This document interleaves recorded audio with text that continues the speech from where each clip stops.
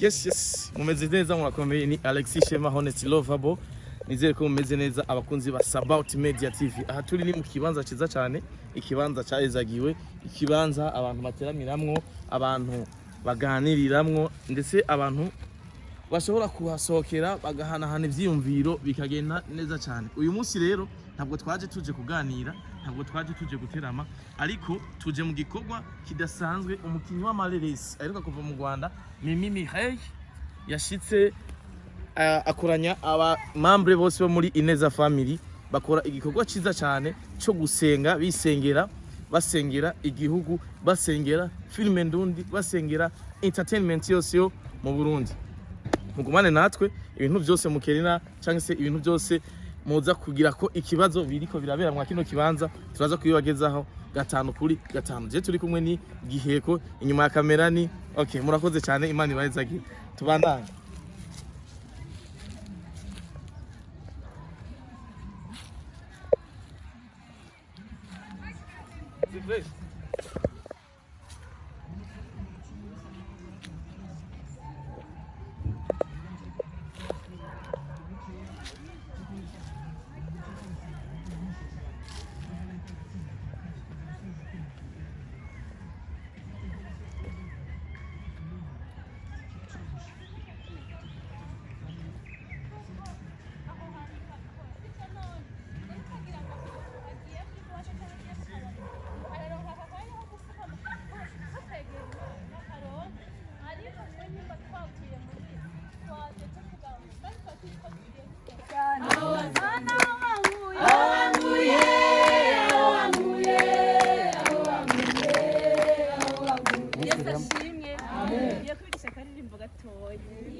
Ariko kamwe murakazi harakavuga ngo iyo niyo mana nzokorera, iyo niyo mana nzokorera. Noneho hari ahantu tugera hatera nkavuga ngo iyo mwe mwitabira iyo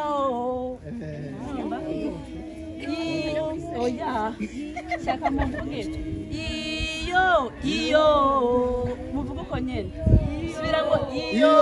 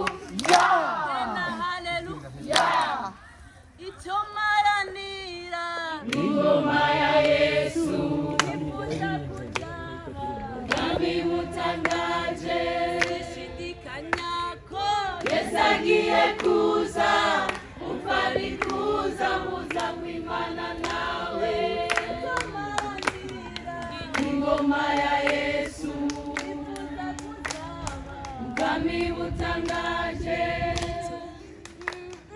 Yesu agiye kuza umva ni kuza muza kwimana nawe duharanira ingoma ya Yesu nifuza kuzaba ubwami butangaje dushidikanya Yesu agiye kuza umva ni kuza muza kwimana nawe icyo duharanira ingoma ya Yesu nifuza kuzaba ubwami butangaje dushidikanya Yesu agiye kuza umva ni kuza muza kwimana nawe haleluya haleluya haleluya haleluya haleluya haleluya haleluya haleluya sishidikanya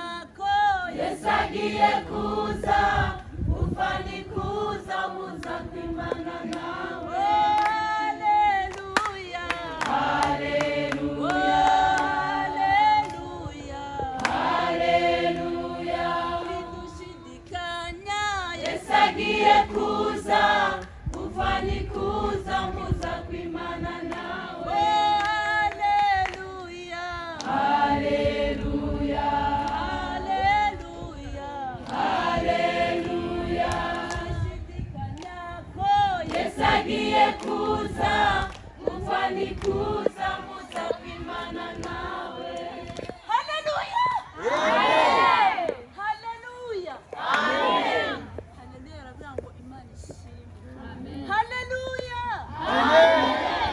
haleluya haleluya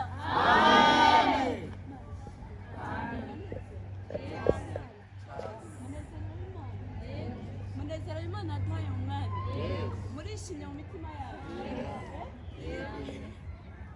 ubwo umwami yesu ankunda amahoro ubwo umwami yesu ankunda amahoro haleluya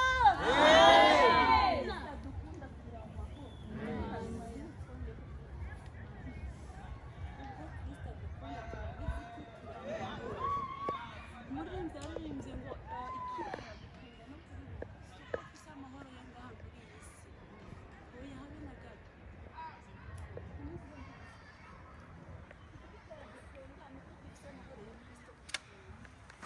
ibituma tutotwenga turabifise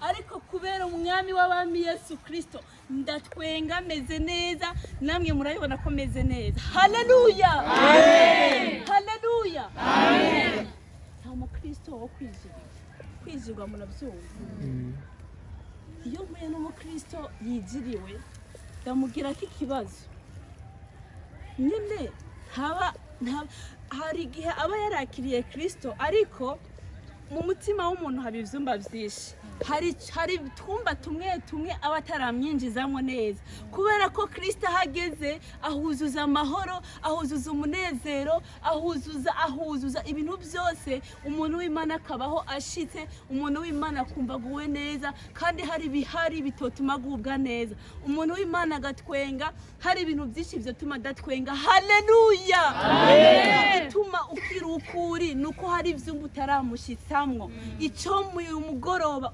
ukamwugurura umutima wawe ukamwinjiza mu byumba by'umutima wawe byose haleluya kubera yuko nutamwinjiza mu byumba by'umutima wawe byose nyine uzohorana amaganya ibibazo bizoza wumva urapfuye isi zoza iguhikubiteho igucuranguze hirya no hino ariko Kristo numuha umutima wawe wose azoguha amahoro, azoguha ibyishimo, azoguha umunezero. Haleluya, amen. Dukorera Imana kandi Imana dukorera turayizi. Haleluya, amen. Niyo mpamvu niyo twoca mu muriro, niyo twoca hehe, tuvayo turi bazima kubera ko Imana dukorera ikiganza cyayo kiri kuri twebwe. Haleluya, kandi ntituvunika kuko tuzi iyo dukorera.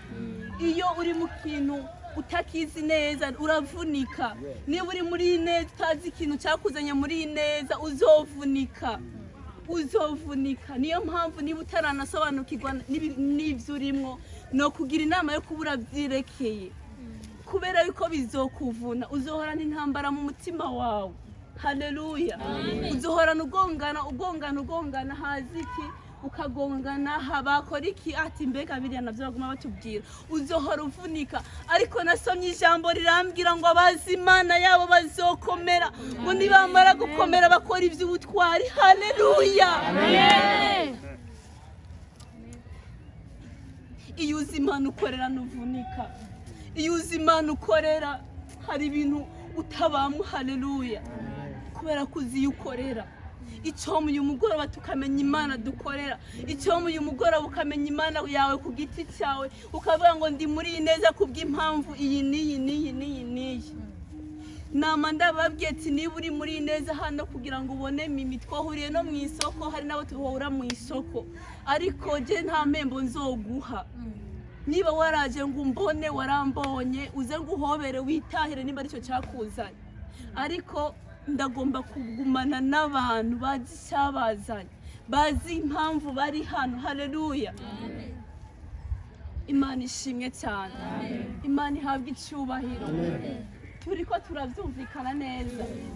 Ikindi kintu nacyo, ibikorwa dukorera mu isi, ikintu cyose ukora atarukundo kibirimo rurimwo, icyo gikorwa nta namwe cyandikwa. Niyo mpamvu kikuruhisha. Haleluya, ibikorwa dukora niba uri kurabikora ariko muri wewe hari ibindi bintu nyene, tuzogushimagira tubati muri neza waritanga kabisa, ariko impembo yawe nyene izo iraha nyene. Ariko kubw'urukundo nyene nanjye ndabikundira, sinifuza ko ibikorwa byacu byoherera hano mu isi. Niyo mpamvu mbona ndabinginga ngo muze dukorera Imana n'imitima yacu yejejwe. Haleluya, ubundi bwo abakora ibyo dukora barahari, amashirahamwe atandukanye arahari akora ibyo dukora, ariko umwihariko wacu nuko twokorera Imana n'imitima yejejwe, ku buryo n'inyuma y'ubu buzima tukagera kwa Data azoduhemba, azavuga ngo hari ibikorwa byinshi wankoreye muri neza, uze nguhembe. Ariko nubikorana n'umutima wuzuye ibyaha bitandukanye, umenye neza yuko uri kuraduha amafaranga kandi n'ukuri hari abantu azofasha, nyene uri kuraba ikiraro cy'abandi bantu, ariko si cyo ndakwifurira. No kwifuriza yuko ukorera Imana n'umutima wawe wejejwe, kugira ngo na hanyuma y'ubuzima uzobihemberwe. Haleluya, amen. Hari indirimbo ivuga ngo woba wararuhiye iki, buriya munsi utamubonye Yesu, woba wararuhiye iki kuduga imisozi hirya no hino ukaza muri neza, hanyuma bikazorangirira ngaha.